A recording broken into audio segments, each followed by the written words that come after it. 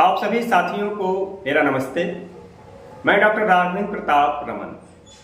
साथियों, इस वीडियो में मैं आपको बहुत अधिक नहीं कुछ बताने जा रहा हूं, क्योंकि इसमें आज के इस वीडियो में मैं आपको ऐसी शख्सियत से मिलाने जा रहा हूं जो अपना एक्सपीरियंस शेयर करेंगे और आपके लिए बहुत ही अधिक लाभदायक होगा। खास करके उन लोगों के लिए जिनके घर में माता पिता हैं, दादा दादी हैं, सास ससुर हैं और जिनकी एज 50 प्लस की हो गई है या जो सीनियर सिटीजन कैटेगरी में आते हैं। क्योंकि आज आप जानेंगे यौगिक वार्म अप के बारे में।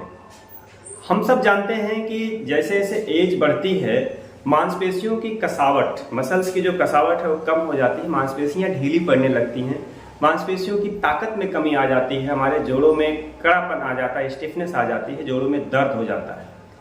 उम्र बढ़ने के साथ शारीरिक सक्रियता में भी कमी आती है, फिजिकल एक्टिविटी जब कम हो जाती है तो एनर्जी लेवल भी डाउन होता है। और हम मान लेते हैं कि ये उम्र बढ़ने के साथ ऐसा हो रहा है, लेकिन ऐसा नहीं है। अगर आप चाहें तो बढ़ती उम्र में भी अधिक आयु तक भी सीनियर सिटीजन कैटेगरी वाले भी अधिक ऊर्जावान एनर्जेटिक फील कर सकते हो, अपनी ताकत को, मांसपेशियों की ताकत को मेंटेन कर सकते हैं। कैसे?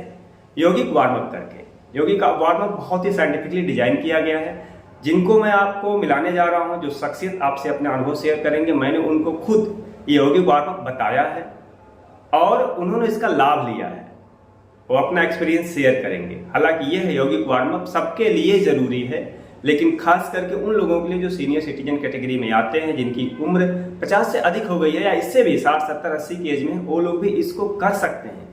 नियमित अभ्यास से आपकी खोई हुई शक्ति, मांसपेशियों की शक्ति, जोड़ों में लचीलापन फिर से वापस आएगा और आप अधिक ऊर्जावान महसूस करेंगे।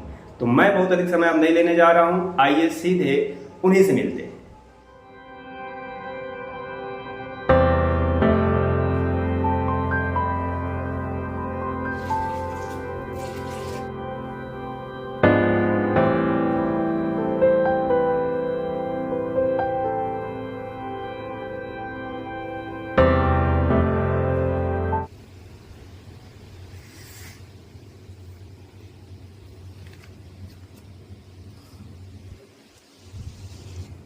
आप लोगों को नमस्ते।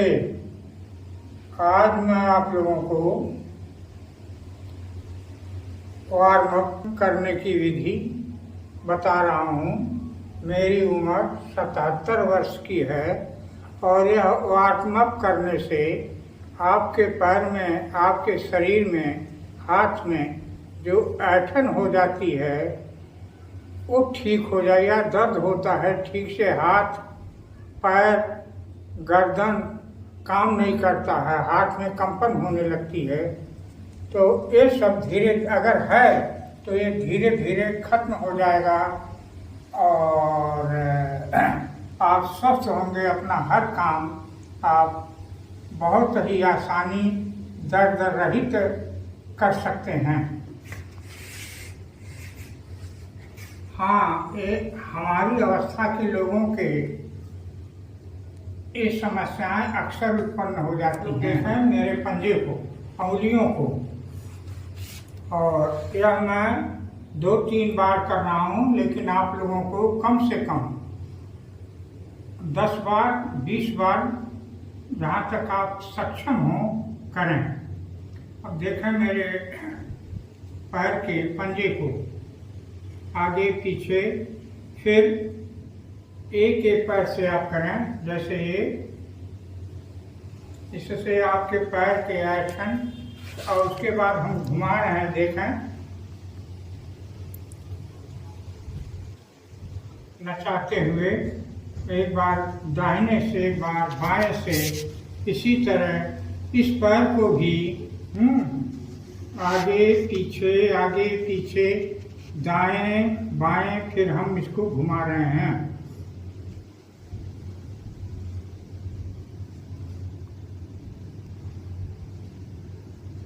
अब दोनों पैर को एक साथ हम घुमा रहे हैं, या ऐसे करें, इससे पंजे के दर्द खत्म हो जाते हैं।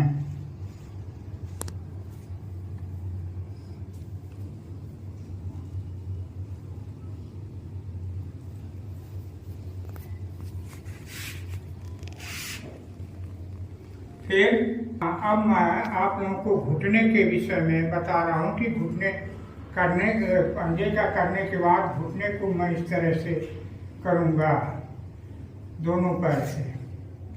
फिर हम दोनों पैर एक साथ इस तरह से करेंगे। अच्छा, हाँ, घुटने में जो ये इसको कहते हैं, ये जो चक्की है इसको देखें गौर से, हर तरफ से आगे पीछे और दाहिने बाएं करते हुए हम इसको इस तरह से नचाते हैं। इस चक्की को नचाने से जो आपके ठेहुन में दर्द होता है ये धीरे धीरे गायब हो जाएगा, तो बहुत अच्छी बात होगी। इसी तरह इसके भी दोनों ढीला करके को खड़ा करेंगे तो इस तरह से होगा नहीं।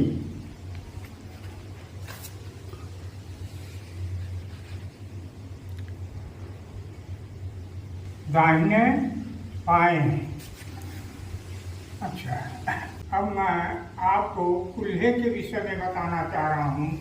पहले हाथ पैर को यहाँ उठा के रख लेंगे और इस पैर को इस तरह से हम नचाएंगे, दाहिने और बाएं दोनों तरफ से हम इसको नचाएंगे। इससे आपके कुल्हे का दर्द जो है ठीक हो जाता है। हम दाहिने पैर के बाद हम फिर बाएं पैर को उस पे रख के हाथ ठेहुने पे हाथ रख के इस तरह से,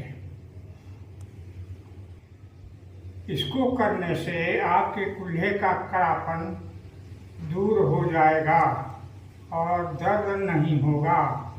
इसको हम 2 बार 3 बार कर रहे हैं। आप लोग जितनी बार कर सकें, कम से कम 10 बार 15 बार 20 बार करेंगे।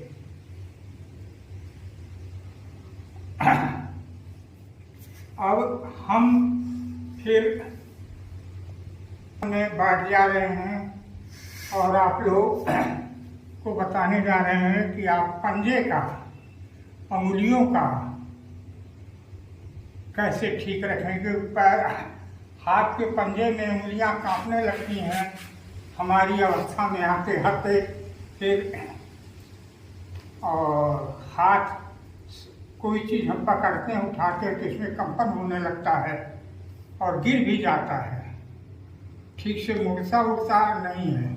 अगर मैं तो पद्मासन में बैठा हूँ, अगर आप लोग पद्मासन में नहीं बैठ सकते हैं तो कुर्सी पे भी बैठ के या जैसे भी बैठ सकें सुखा आसन में आप बैठ के इस आसन को कर सकते हैं। इससे आपके पंजे का दर्द कंपन दूर हो जाएगा।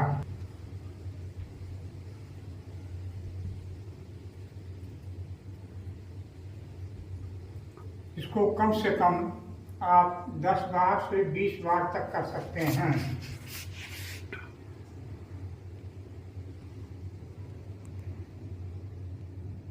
फिर आप इसको इस तरह से दाहिने और फिर बाएं घुमाएंगे। फिर उसी तरह से इस बाएं हाथ के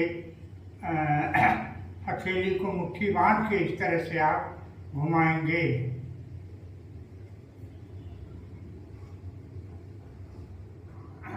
मैं आप लोगों को वार्मअप बता रहा हूँ, ये आसन नहीं है।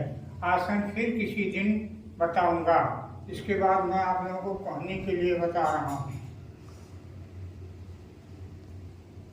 मैं तो 2 बार 3 बार कर रहा हूँ, आप लोग कम से कम 10 बार 20 बार इसको करेंगे। फिर हाथ फैला के इस कंधे पे, फिर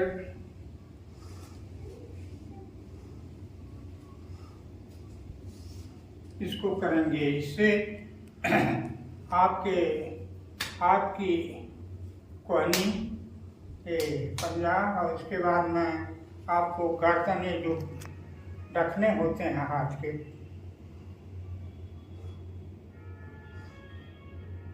एक बार इधर से एक बार इधर से,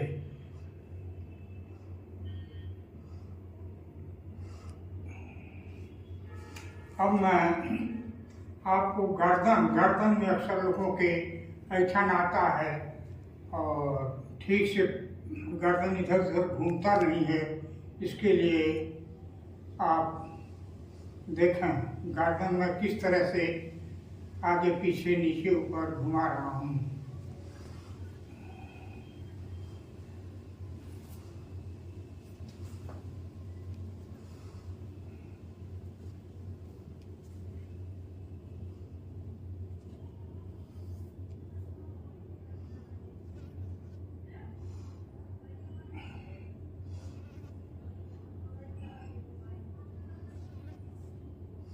इसके बाद आप गर्दन घुमाइए।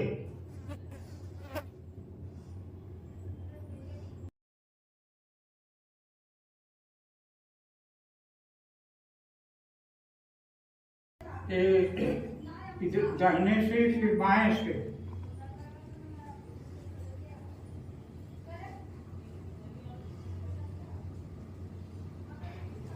हाँ, ये सब अभ्यास आप धीरे धीरे करेंगे, अपनी क्षमता के अनुसार करेंगे। अगर दर्द होता है तो बंद भी कर देंगे और कम से कम 2 बार यानी 4, 5, 10, 20 जितनी आपकी क्षमता हो उसी तरह से आप इसको करेंगे। अब मैं आपको मुंह का बता रहा हूँ।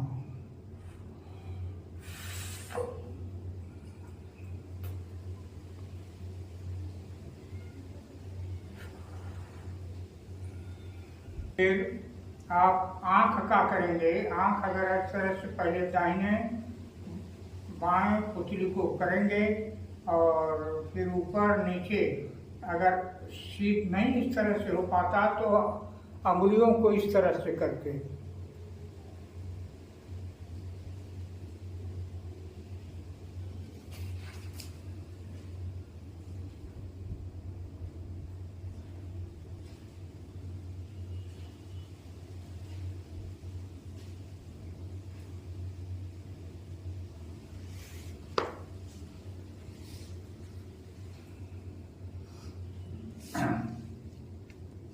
फिर आप अपने पैर को यूं क्षमता के अनुसार फैला के इस तरह से करेंगे। फिर 2-3 बार करने के बाद इस तरह से आप पैर को फैला लेंगे और इस हाथ से फिर इस हाथ से फिर इस हाथ से फिर इस हाथ से करेंगे।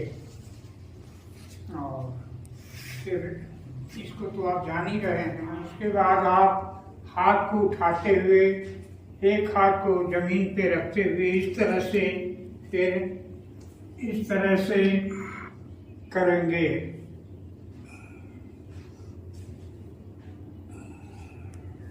तो ये आपके स्वास्थ्य के लिए बहुत अच्छा होगा।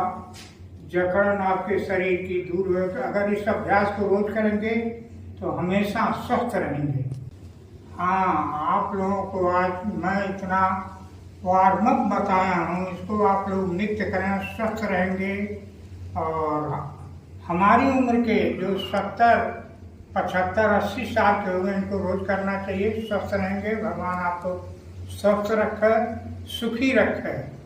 इसी के साथ और अगले बार मैं आपको आसन बताऊंगा कि आसन किस तरह से आप करें इस उम्र में।